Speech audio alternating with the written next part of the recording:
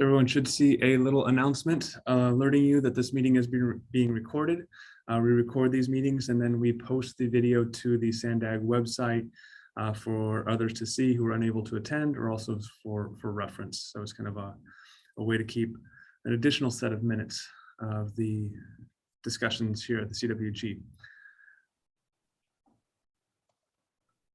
And I'm going to ask America, as you see people come into the meeting room as attendees, if you can please promote them as you see them, I'd appreciate that. So as our start, as we have been starting the last year now, I'd like to have a slide in here to show SANDAG's commitment to equity in our planning and programming and our work to improve this area over past practices and going forward. More information on SANDAG's social equity programs can be found on our website.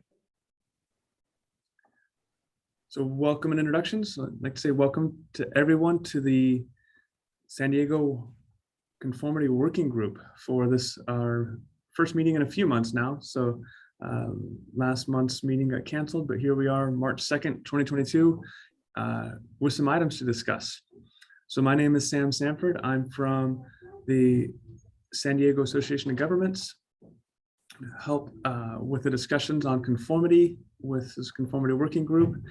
And I will go through the attendees and panelists list, try to go through these fairly quickly to capture who's in today's meeting and their agency. And then I'll pause at the end to see if I've missed anybody. So I mentioned myself, Sam Sanford from SANDAG. I'm also joined by America Aceves from SANDAG in the Long Range Transportation Planning section.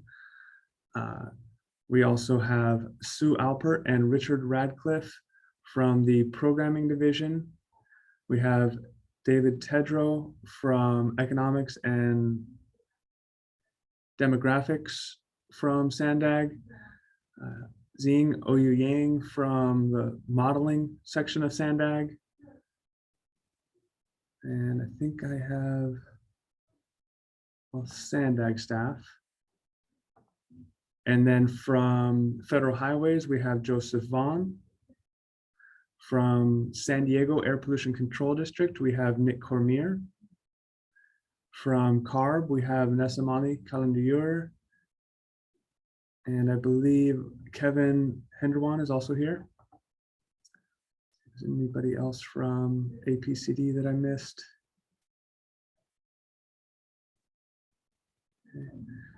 From Caltrans headquarters, we have Lexi Ariano, Diane Vermeulen, and Erika Espinosa Araiza, and Jacqueline Cars. From EPA Region 9, we have John Kelly. And from Caltrans District 11, we have Maurice Eaton. I jumped around a lot and I know I missed somebody. We have Abhijit, also from Caltrans headquarters, Programming Division. From SANDAG, we also have Ariana Zurniden and Enrique Flores from the County of San Diego, and Phil Trom from the Long Range Planning Division at SANDAG. I'm going to pause here. Is there anybody else that I missed? You have a note that says Michelle Blake from District 11 in the chat. Oh, thank you. Hi, Sam. Rusty Wisman from Federal Transit. Thank you, Rusty. Appreciate you being here today. Sorry I missed you in the queue. And thank you for Michelle for the reminder as well. All right, so that wraps up introductions. I'll try and keep track of attendees as well as people, if they are able to join us a few minutes later, make note of their attendance. Which does bring us to our next item, which is the meeting minutes, which also include an attendance list from the past meeting, which was January 5th.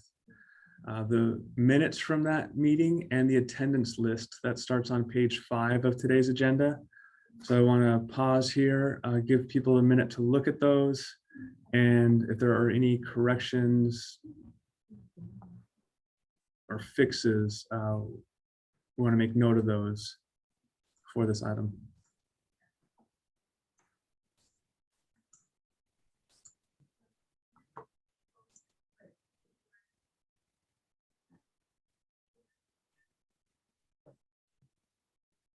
All right, not hearing any, we'll move on. If you do think of something later or you see something later, please let us know. Next item on today's agenda are public comments, communications, and member comments. And we'll kind of go in this first order of public comments. Although I didn't see any members of the public, I want to always pause and see if there are any public participants that would like to make an announcement to the CWG.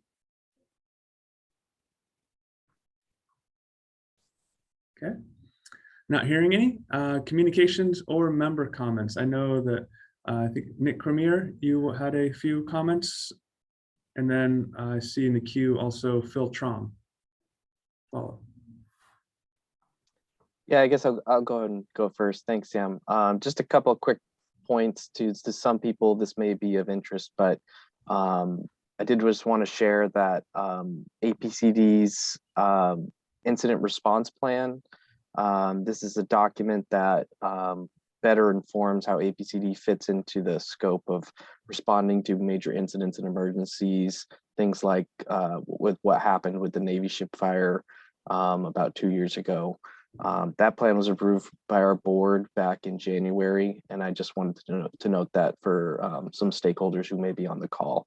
That plan is available on our website in case anybody would take a look at that. And then I also just wanted to share that APCD just released our draft public participation plan. This is kind of APCD's plan to get more of the community and stakeholders involved in everything that we're doing, which is sorely needed. So we released a draft of that plan, I believe at the end of February. That plan is out on the street and available for public comment. And then there are 2 workshops scheduled for March 9th and March 15th. So if anybody is interested in learning about that process, feel free to go to the website we've set up for that, which is www.participatesdapcd.org. And there you can find a draft of that plan as well. So I just wanted to share that real quick with the group, and I guess I'll turn it over to Phil.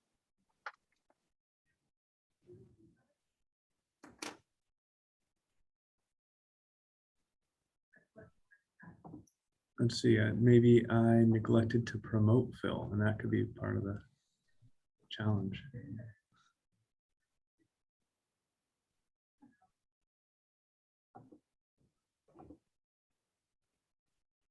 All right. Now, Phil, if you're available, I think you should be able to control your microphone.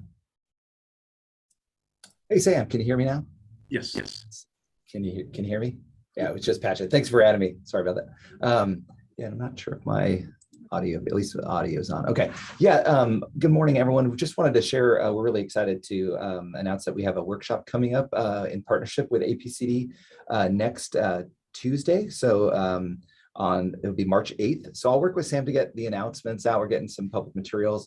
It'll be a virtual public workshop from 10 a.m. till 11:30, and just wanted to share areas of mutual collaboration with APCD, primarily around air quality and social equity activities, including policies and programs, and sort of, you know, how we're looking to the future for us to implement our regional plan and to continue our great collaboration efforts with APCD. So just wanted to share that. Look for in your inboxes. Like I said, I'll work with Sam to get that e-blast out to you, but excited for that upcoming workshop. Thank you, Phil. Okay, so are there any other communications or member comments? All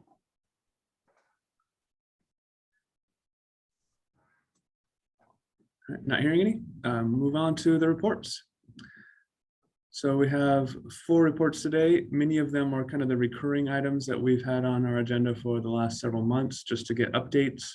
Should there be any updates on some of these, there may not be. So, but the very first item we have for today, report number 4, is a continuation of an item we brought before the CWG 2 months ago, with just a schedule update. Now we actually have a lot more material to review with the CWG. So the material for this agenda item begins on page 8 of today's agenda. And item number 4 is a review of the conformity criteria and procedures for the 2023 Regional Transportation Improvement Program, or the 2023 RTIP, following the interagency consultation procedures. The San Diego region is in non-attainment for the 2008 and the 2015 8-hour ozone standards, with a classification of severe for both those standards. So what we're reviewing today in this item are the criteria and procedures that SANDAG proposes to use to demonstrate conformity of the 2023 RTIP and redetermine conformity at the same time of the 2021 regional plan. So we have a variety of speakers covering the 7 sections of this item, and we'll start out, we'll have Richard Radcliffe from the programming team, followed by David Tedrow from economics and demographics, followed by Ying Ouyang from modeling, and myself covering a couple of the items in between. So with that, we'll turn it over to Richard. Thanks, Sam. You can hear me okay? Yeah. Great, awesome. Okay, so good morning, CWG members, and thank you for giving me some of your time this morning. We're currently underway with the development of the 23 RTIP. And today, SANDAG staff will provide a review of the conformity procedures, including the 2023 RTIP schedule, the revenue constrained program assumptions, the regional growth forecast, the travel demand model, the latest emissions model and emissions budgets, transportation control measures, and the public involvement and outreach process. Okay, so the 2023 RTIP schedule has been included as item 4.1. Thank you. Found on page 8 of today's agenda, and the dates that are relevant to this group have been highlighted. Today, March 2nd, is the initial consultation with the conformity working group, and we plan to issue the project list for consultation with the group on April 1st, and then discuss the proposed projects list with the CWG on April 6th. Then on April 16th, that will be the close of interagency consultation. And then on May 20th through June 20th, we'll issue the 2023 draft conformity analysis for a 30-day review and comment period. And then we'll discuss the 23 conformity analysis at the June 1st CWG meeting. On July 22nd, the SANDAG board will release the draft 2023 RTIP along with the draft air quality conformity analysis for a 30-day public comment period ending on August 22nd. And then on September 2nd, the SANDAG Transportation Committee will hold a public hearing on the 2023 RTIP. The SANDAG board will be asked to adopt the final 2023 RTIP on September 23rd. And then the statewide public comment period will begin on October 1st, with federal approval of the 23 RTIP expected on December 16th, 2022. And that does it for my update on the schedule. Are there any questions on the schedule before I move on?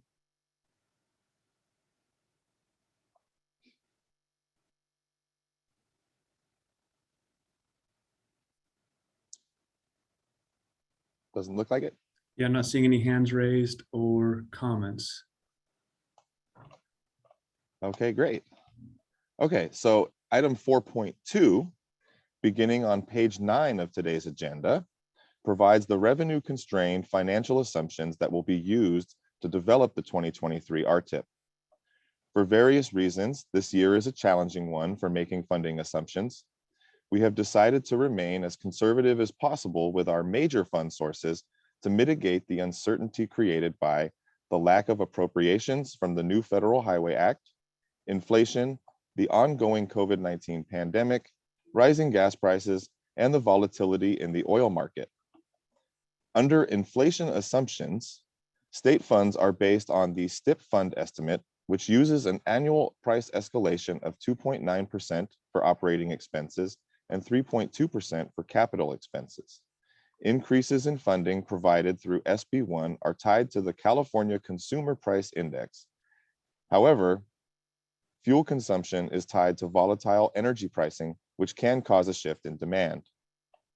For the Transnet revenue, which comes from Sandag's sales tax measure, Sandag's inflation rate considers the recent trends showing economic growth, a declining unemployment rate, and an increase in the number of available job openings.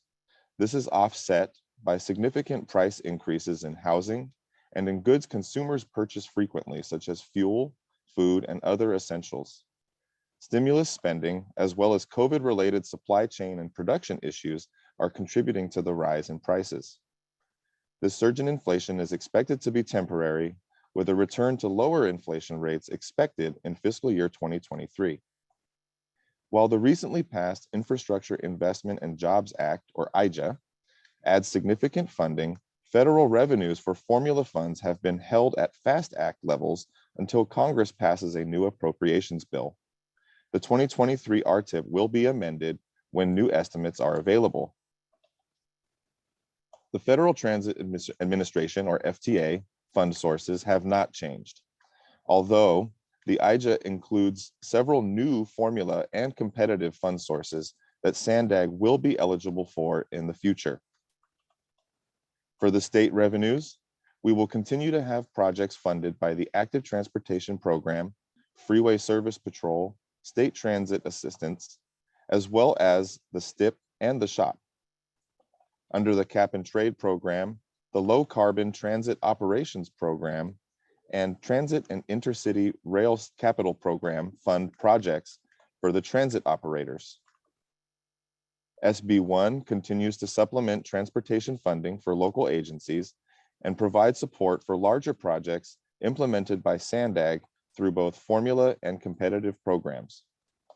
In the 3 years prior to the COVID-19 pandemic, Sandag applied for an average of $500 million per year in competitive grants with an average success rate of 37%.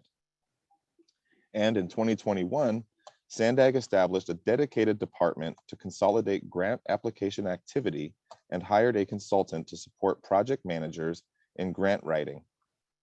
Sandag is committed to continuing and surpassing its prior success in competitive grant awards to bring more funds to the region. Under local revenues, on page 15 of the agenda, we continue to have the Transnet local sales tax, which includes several programs for major corridors, bicycles and pedestrians, transit, and environmental mitigation program funding. In response to the economic impacts of the COVID-19 pandemic, Transnet revenue estimates are reviewed frequently and revised as needed. The recent Transnet revenue forecast that was approved by the Sandag board on February 25th has fiscal year 2023 revenues coming in higher than expected, with a return to pre-COVID levels expected by fiscal year 2024. Transnet also provides funds to local agencies for local streets and roads, and agencies will continue to program their available Transnet funds, as well as the highway user tax, SB1, and developer fees. Finally, TDA continues to provide matching funds and fund transit in the San Diego region. And of course, we will have other various program revenues in the 2023 RTIP, which will include private sector funding, investment earnings, and even long-term debt, including innovative financing such as the Transportation Infrastructure Finance and Innovation Act, or TIFIA, loan that we obtained for the Mid-Coast Trolley Extension. That concludes my portion on the funding assumptions. And if there's any questions, I'm happy to take them.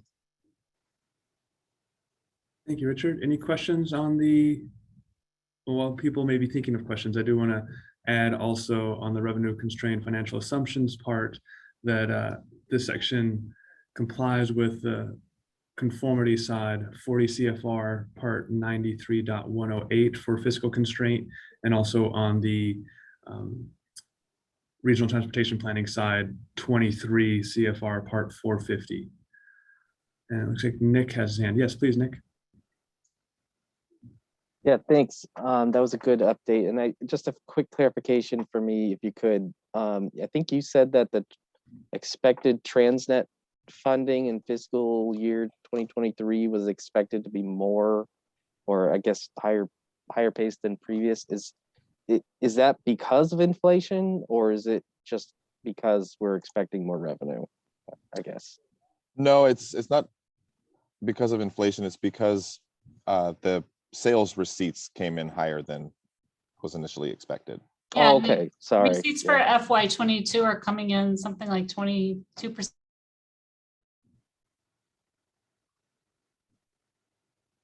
Oh, looks like we lost Sue. Yeah, thank you, Sue. You got cut off at the end there. But significantly higher than what we're expected for 22. Mhm. That's good. Got it. Okay, I was just curious about that. Thank you. You're back now, Sue. You were frozen for a few seconds. Yeah, I don't know what's happened. Yes, Abhijit has his hand up. Please. Good morning, Richard. Thank you very much for providing the overview for the 2023 RTIP or FTIP. I have a question on the programming of the 2022 STIP projects.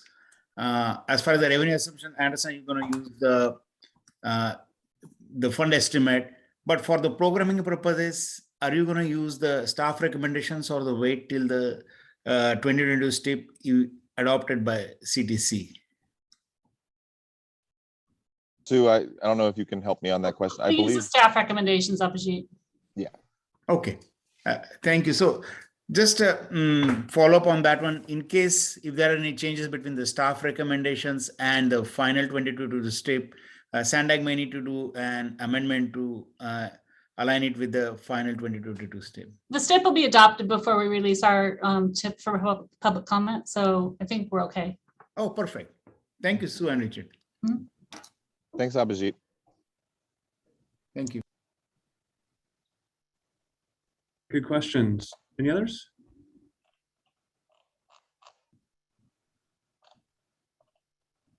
Not seeing any hands or comments in the chats. So we'll move on to part 3, which is going to be the 2050 regional growth forecast. And on this one, we're going to turn it over to David Tedrow, who has some slides that he's also going to share with us. So I'm going to stop my sharing as he is able to bring up his presentation. Hi, this is David. Can you hear me and can you see the San Diego forward slide? Yes, we can. Great, thank you. So hi, welcome. I was going to spend about 5 minutes just giving a brief overview of what went in to developing our 2050 population and job forecast that's used for the SCS land use pattern in the 2021 regional plan. And basically the process is a long one, where there's many different types of activities going on throughout the time frame, from testing, for example, the travel model's response to changes in the location of job or housing growth, the incorporation of the results of other projects going on, such as the mobility hub creation and location, the RHNA process, the regional housing needs assessment, as well as changes to and incorporation in input data as they are updated, which we'll go into a little bit more. The final actual forecast of jobs and housing is finalized in 2020, near the end of the year in August, so that it can then be used as input into the travel model and used to generate all of the travel model runs that go to test all of the networks and options and so forth that happened during calendar 2021. Just at a kind of schematic level, what goes into the development of the forecast, reading kind of from left to right, is that we're starting with both input data from the California State Department of Finance, from the Census Bureau, et cetera, and as well as using kind of inputs from our own board of directors in terms of, for example, what type of vacancy rate should we be shooting for? Should we be including accessory dwelling units or ADUs and so forth?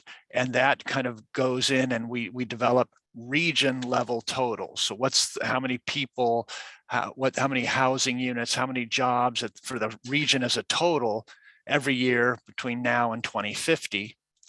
And then we need to bring in some other data that we have, again, demographic data, but also per requirements from State Bill 375, the most recent assumptions from the local planning, as well as their parcel level data in terms of capacity and general plans and so forth, and along with our own agency strategies in terms of where growth best could occur to help us meet our targets.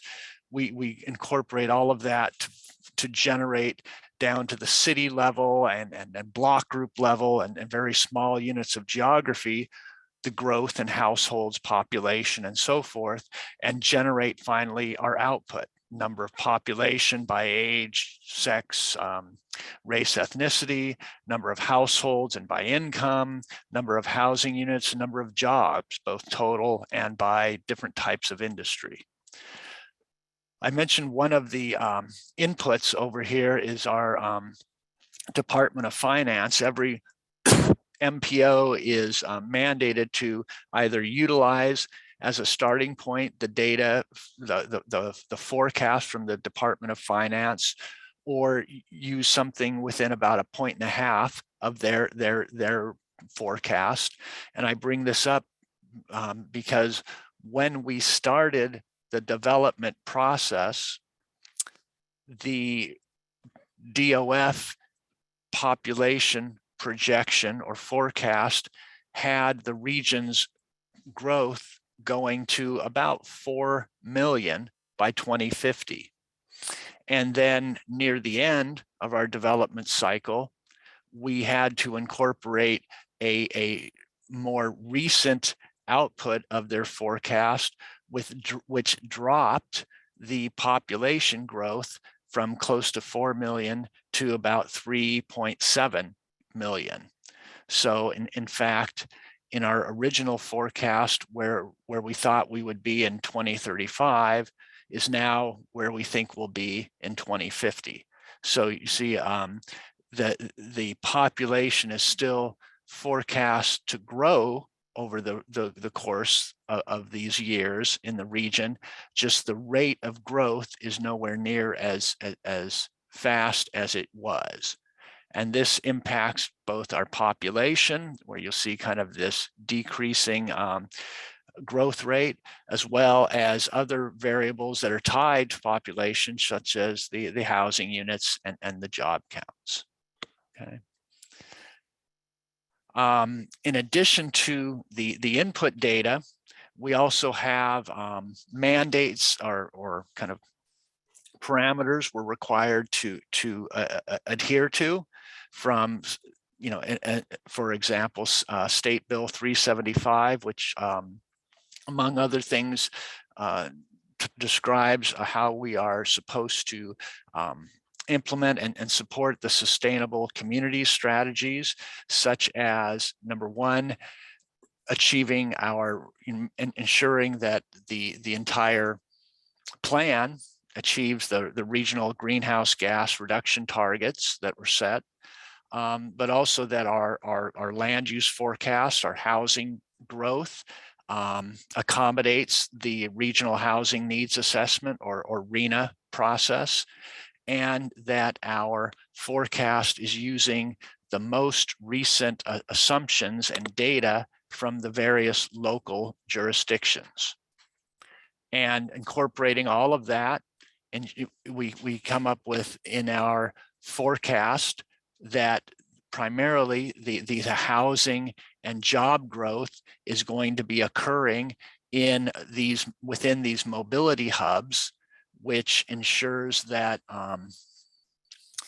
the location of the housing and the location of the jobs are somewhat near one another, as well as near opportunities for transit and the growth in our network, as well as ensuring that we are using the general plans and the capacity supplied by the local jurisdictions to ensure that we can incorporate, that the cities can incorporate the growth they need to be in compliance with the RHNA targets.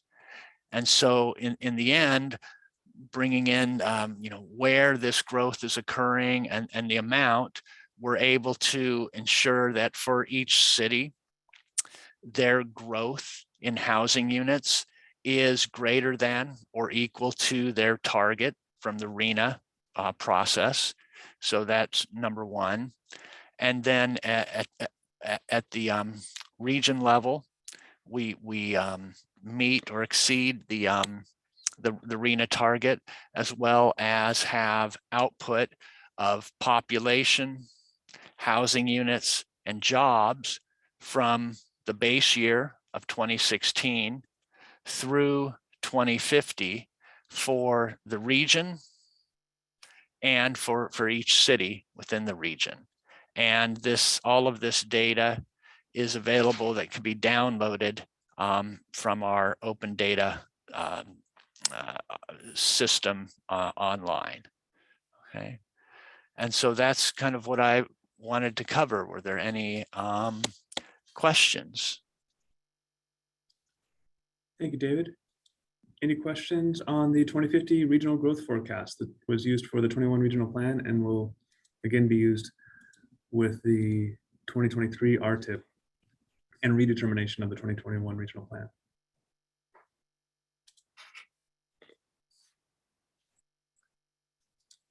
Not seeing any hands raised.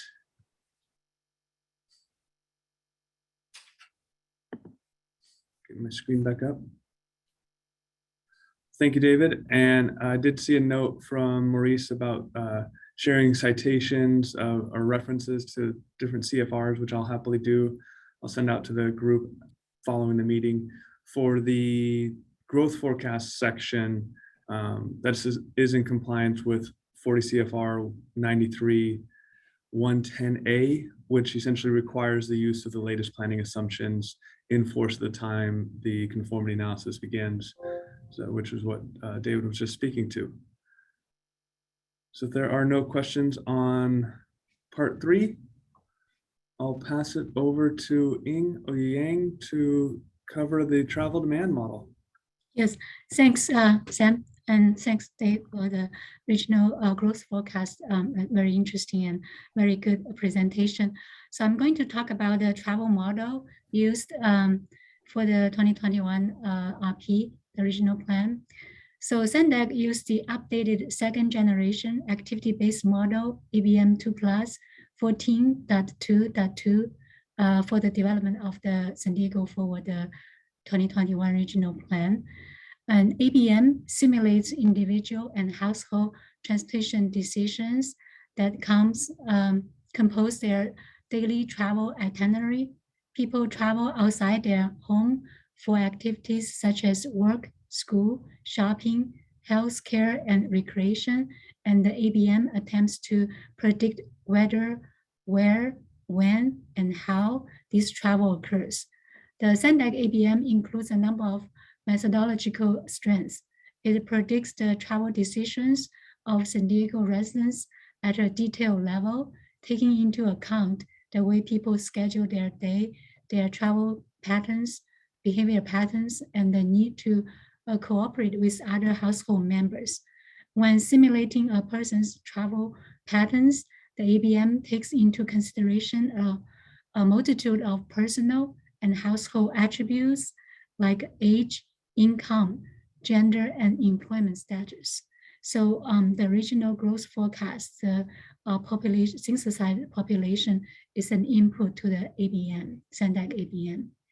The model's fine temporal and spatial resolution ensures that it is able to capture subtle aspects of travel behavior. The SANDAG ABM strives to be as behaviorally realistic as possible and is based upon empirical data collected by SANDAG, Caltrans, and the federal government.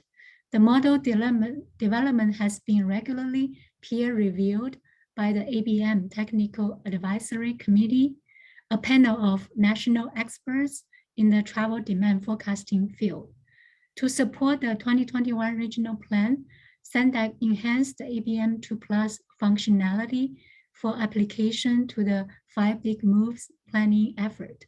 These enhancements include functions to address new trends in teleworking, use of micro-mobility modes, and the transmission network companies, and the new mobility options for flexible fleets and micro-transit within mobility hubs that mentioned by Dave. The ABM 2+ account for a variety of different weekday travel markets in the region, including San Diego region resident travel, travel by Mexico residents and other travelers crossing San Diego County's borders, visitor travel, airport passengers at both the San Diego International Airport and the cross-border express bridge to the Tijuana International Airport, and the commercial travel. Many of the models used to represent demand are simulation-based models, such as activity-based or tool-based approach, while others use aggregate 3 or 4-step representation of travel. The residence travel model is an ABM in which all tools and activities are scheduled into available time windows across the entire day. The approach recognizes that a person can be in only one place at one time, and their entire day is accounted for in the model. A tool-based treatment is used for other special travel markets, such as Mexico resident cross-border travel, visitor travel, airport passenger travel, and the commercial vehicle travel. Tool-based models do not attempt to model all travel throughout the day for each person. Rather, once tools are generated, they are modeled independently of each other.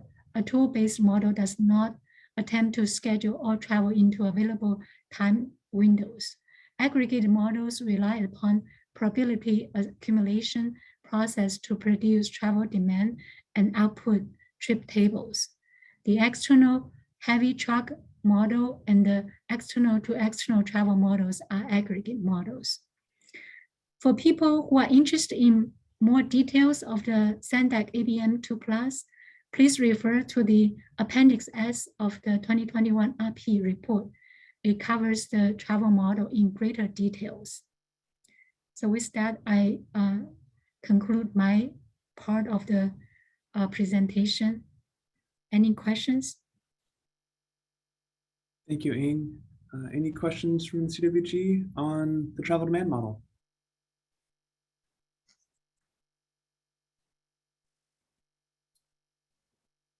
Well, thank you very much. And on this one, for the travel demand model that Ing just reviewed, it complies with the 40 CFR 93.110 on the latest planning assumptions as well, similar to what the prior item was that David Tedrow covered. So if there aren't any questions, we'll move on to part 5. Okay, so part 5 is the latest emissions model and emissions budget. And I'll cover this item. So on March 1st, 2018, CARB released MFAC 2017. And in August of that same year, the US EPA approved MFAC 2017 for conformity determinations, and that is the emissions model SANDAG will use for this process as well. The data from the activity-based model that Ing just described will be used as inputs to MFAC 2017. Emission budgets for both the 2008 and the 2015 8-hour ozone standard that will be used in the 2023 RTIP conformity determination and the regional plan redetermination will come from the 2020 SANDAG ozone SIP These budgets were found adequate for transportation conformity determinations by US EPA that became effective October 19th of 2021. So that is the model and the budgets. We do want to go over the years and the budgets themselves. So we have selected analysis years to comply with 40 CFR 93-106A, that just rolls off the tongue, and to incorporate the reasonable further progress demonstration years and the attainment years from the 2020 SIP. So showing here on this little chart that just popped up are essentially the 6 years we'll be using in this analysis. 2023 and 2029 are reasonable further progress demonstration years. 2026 is the attainment year for the 2008 standard. 2032 is the attainment year for the 2015 ozone standard. Also following the CFR regulations for conformity, the first analysis year must be within 10 years of the model base year. The model base year, as Ing mentioned, was 2016. So we are using 2023 as our first analysis year, which complies with that portion of the regulation. 2050, the last horizon year, must also be included. And then that's why we have 2050 listed as the last row. And then there may be no more than 10 years in between analysis years. So we added 2040 as keeping that 10-year mark in between 2032 and 2050. So that covers the latest emissions model, really the emission budgets coming from the 2020 SIP for the San Diego region, and then also the analysis years that we propose using in this conformity demonstration. Any questions on part 5 or comments?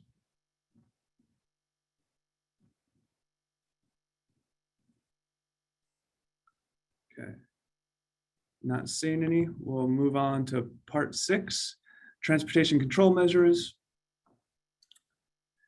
Cover this one as well. There are 4 federally approved transportation control measures in the state implementation plan, which are also referred to as transportation tactics.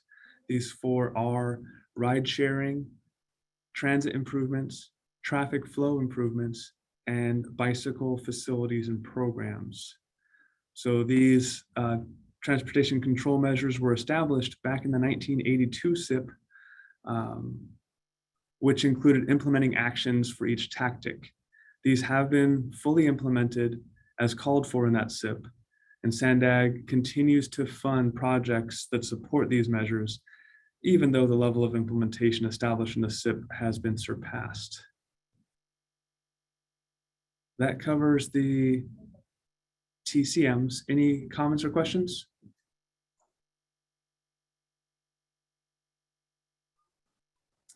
All right, last one. We've got there. Part 7 of item number 4. We'll turn it over to Richard. Thanks, Sam. You can still hear me okay? Yes. Perfect, thank you. Okay, so on attachment 4.7, beginning on page 17, you'll find our public participation plan policy, which is SANDAG board policy number 25. This policy was last updated in February of 2018. On page 20 of the agenda, under letter B, you will find the section of the policy which discusses what's required for the RTIP. As I mentioned when covering the schedule, SANDAG plans to release the conformity analysis for a noticed 30-day public comment period, and then we'll hold a public hearing on the 2023 RTIP at the September 2nd, 2022 Transportation Committee meeting. SANDAG has been holding virtual meetings during COVID, which saw a marked increase in public participation. And starting on March 11th, we'll transition to hybrid meetings, which will continue to allow the public to participate virtually. Finally, as the 2023 RTIP will be based on the projects included in the 2021 regional plan, the public outreach for the 2023 RTIP relies on the strategy and outreach events used for the 2021 regional plan. A flyer which describes the purpose and content of the RTIP was designed for plan outreach purposes.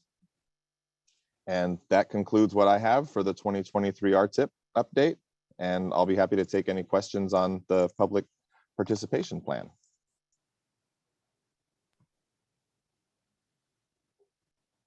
Thank you, Richard. Any comments or questions?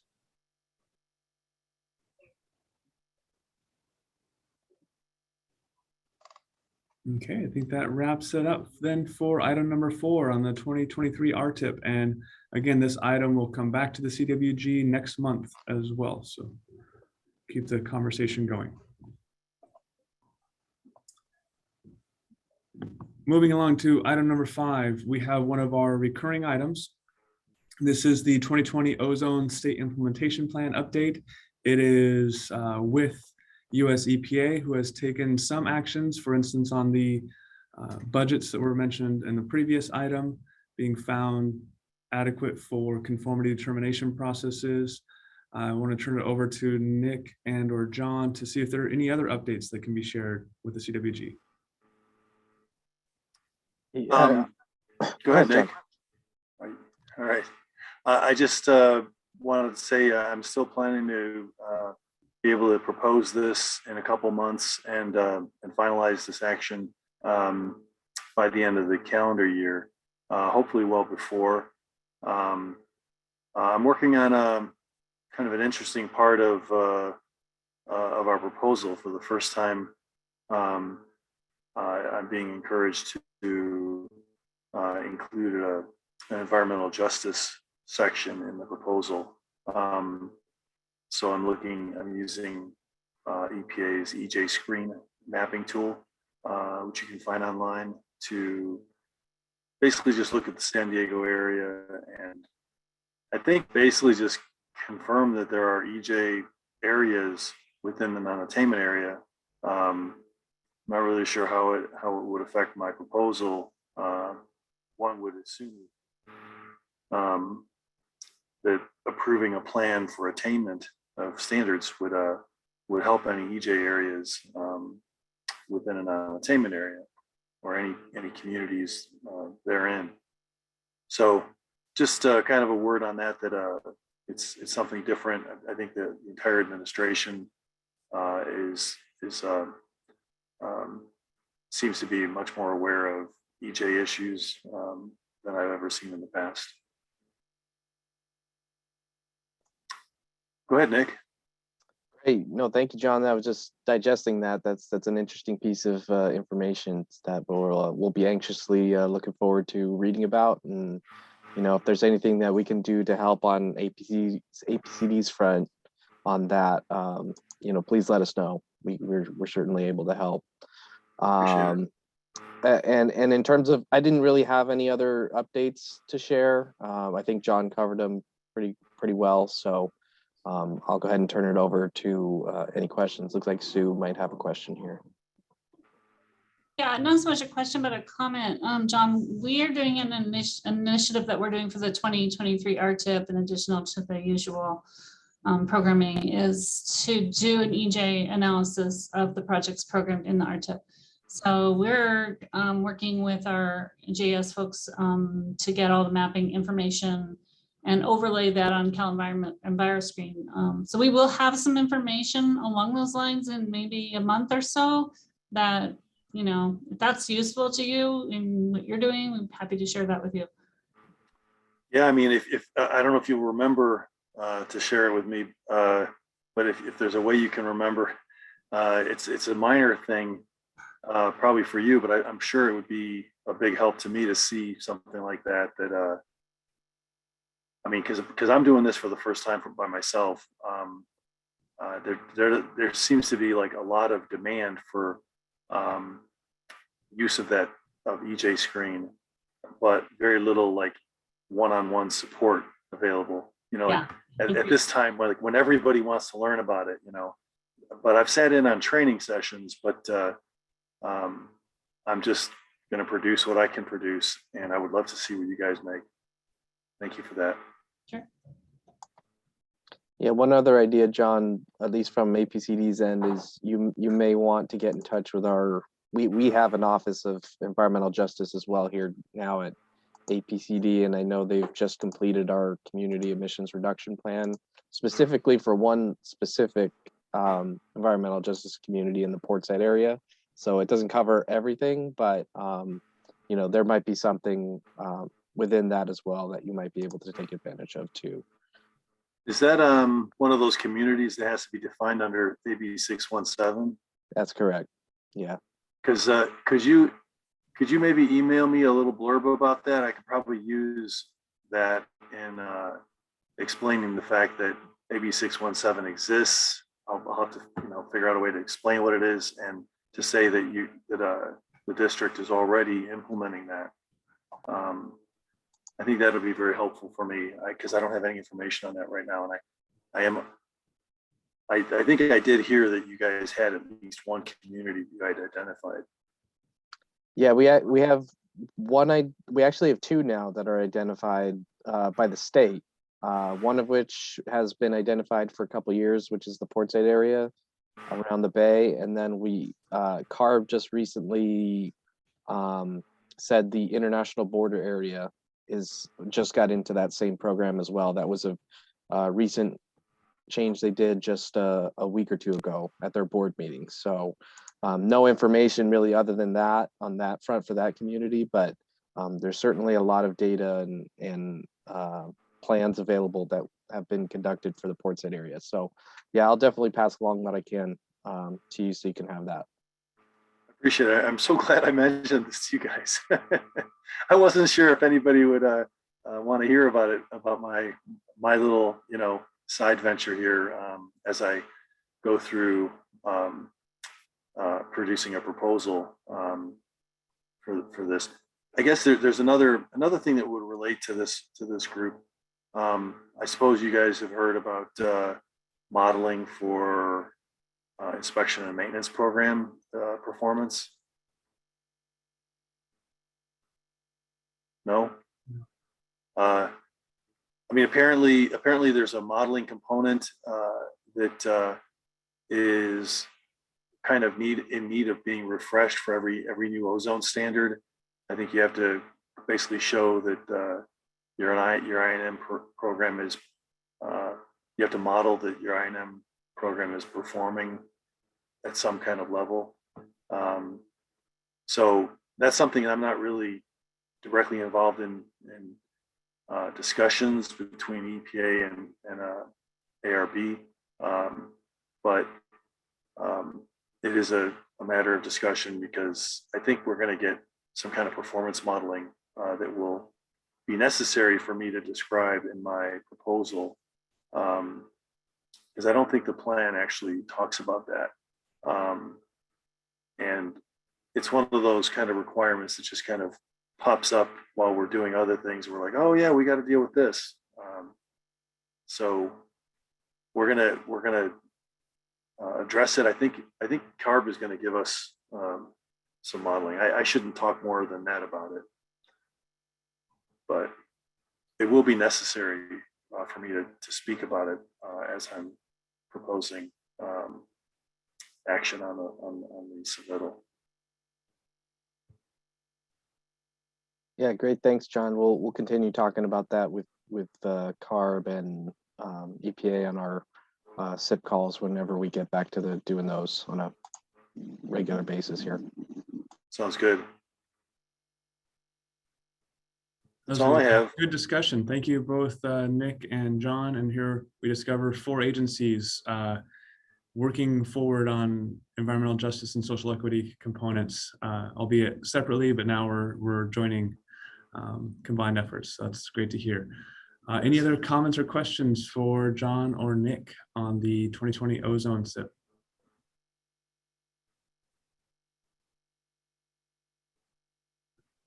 Thank you again, appreciate it.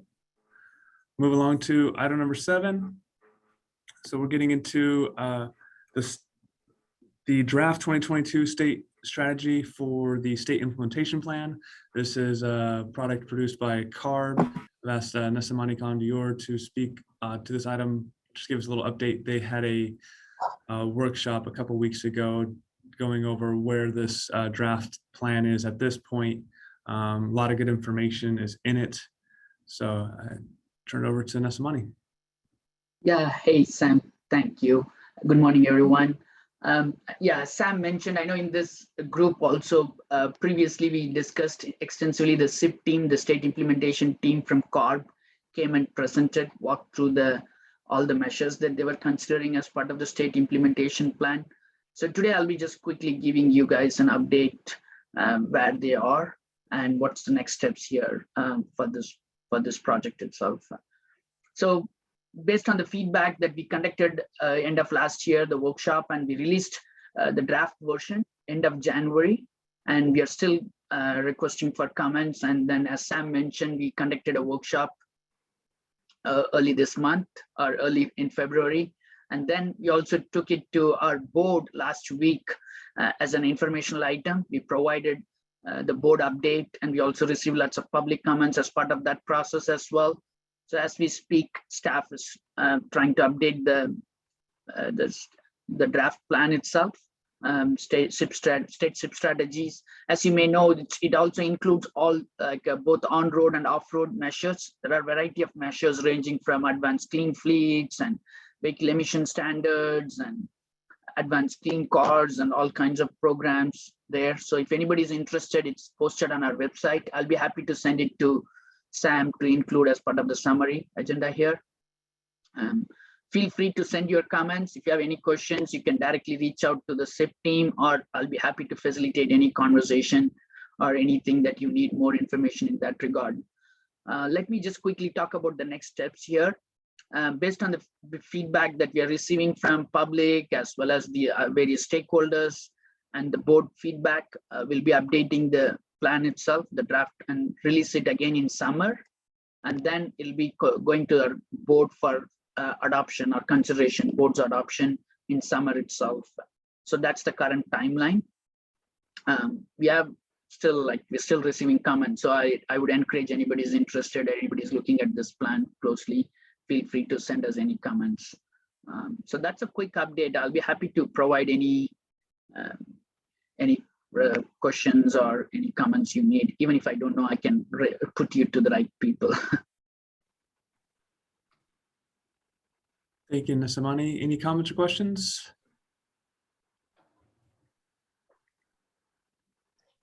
And just as a way of a little bit of background for those that might not be, as I've learned recently, that the strategies identified in this document would help inform future SIPs of either regulations or incentives that CARB could implement to help with emissions of various sorts, and not just ozone. So it's kind of a look ahead as to what could be applied and the possible or modeled effectiveness of those different ideas. It's kind of a helpful glance forward. Did I capture that all right, Nesamani? That's right. Mainly it's done for the 70 pp ozone, but you're right. I think it'll be helpful for any pollutant PM 2.5 or any other standards or any other SIPs that will be developed in the future. So that's what it is. What you said is right, Sam. Thank you. Yeah, definitely 70 it is the ozone one, or focus on ozone. Appreciate that. All right, I didn't see any hands raised or chats in the message board. So if you want to stay on for a second, Nesamani, we'll advance one slide and get to another item, the MFAC 2021 update, if there are any updates to be made on MFAC 2021. Yeah, surely I can give a quick update here as well. Last time, I think if I remember in our last meeting, I might have mentioned that we are still working on a last waiver submittal, which happened end of January. We submitted the waiver. All waivers required for all the regulations that included in MFAC 2021 and required US EPA's waiver. We already submitted, our legal team has submitted to US EPA legal team. They are working forward there. And also we are updating, we found some bugs in the MFAC model. We are updating that. And we are planning to submit it to US EPA sometime this month. And then hopefully the current timeline, all the information is with US EPA at this point. Once we submit the updated version, then they'll be able to go through their process, and the tentatively expected sometime in May, the model will be approved. So that's the timeline I heard from US EPA staff. So we will know more once they go through the whole process. We will have a little more clarity on exact time frame, and also they'll be able to provide as part of the notice the grace period for when this model becomes effective and how long you can use 2017 model. All those information will be provided as part of the Federal Register notice itself there. So I think we made a good progress. I think we are very close to finish line, if I may say that. Yeah. Great, thank you, Nesamani. Quick question on the bugs that were identified. Were those related to modeled emissions, or was that more of a user interface process? It's a little bit of an emission impact, like idling emissions. So we got there was some, when people were doing more QA/QC of the model itself, so they found that. So that's why we want to fix it before it's approved by US EPA and send it to US EPA. So the final version could be a better one. Yeah. Okay. It's more on the idling emissions for trucks. All right. Was it a trend in the upwards direction, or a correction in the upwards, or down, or? It's helpful in this direction. It reduces the emission, so it's helpful. So that's how I see it. We'll be releasing once we fix the bug, and we'll be able to release the describe the problem itself and how we fixed it. We will have a public notice as well, and I'll be happy to send it to you, Sam, and to the whole group here. Yeah. If you're not registered already for listserv, please register for it. So that's how we send all the information. In fact, listserv, that'll be great. And then we can go from there. Yeah. I'll be happy to expand. Maybe next time I'll be able to provide you more specific. I don't know the real magnitude of the impact and all those information. The MFAC team is working on it as we speak. So that's why I'm not able to provide you exact impact. I'll be happy to provide that in the next meeting. Thank you. I appreciate you sharing that. Yeah, that's helpful to get the general trend or info. Any other comments or questions for Nesamani on MFAC 2021?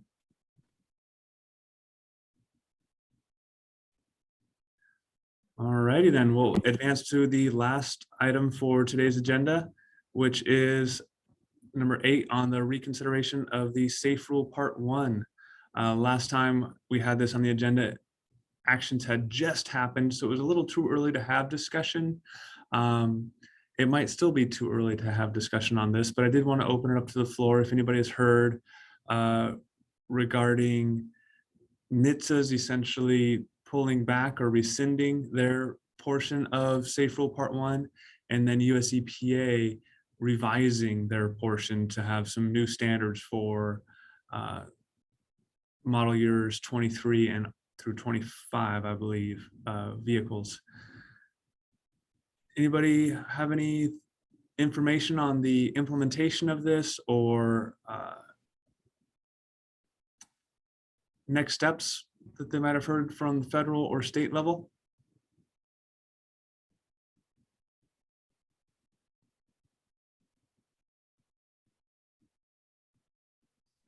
Might be too early still.